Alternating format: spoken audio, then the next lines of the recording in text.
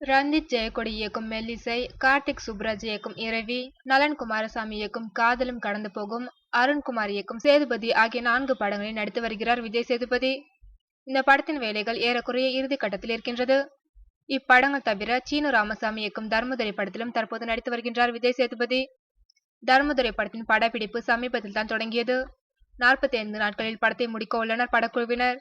இப்படத்தின் படப்பிடிப்பு முடிந்த கையோடு அருண் விஜய் நடிப்பில் வா டீல் படத்தை இயக்கிய சிவஞானம் இயக்கத்தில் ஒரு படத்தில் நடிக்க உள்ளாராம் விஜய் சேதுபதி. இவை தவிர தனுஷ் தயாரிப்பில் ஒரு படத்தில் நடிக்கவும் அட்வான்ஸ் வாங்கியுள்ளார். சீனு ராமசாமி இயக்கத்தில் விஜய் சேதுபதி நடித்துள்ள இடம் பொருள் ஏவல் ஃபர்ஸ்ட் காப்பி தயாராகி இன்னமும் ரிலீஸ் ஆகாமல் இருக்கின்றது. இப்படத்தையும் கணக்கில் எடுத்துக்கொண்டால் விஜய் சேதுபதி கைவசம் தற்போது 8 படங்கள் இருக்கின்றன என்பது குறிப்பிடத்தக்கது.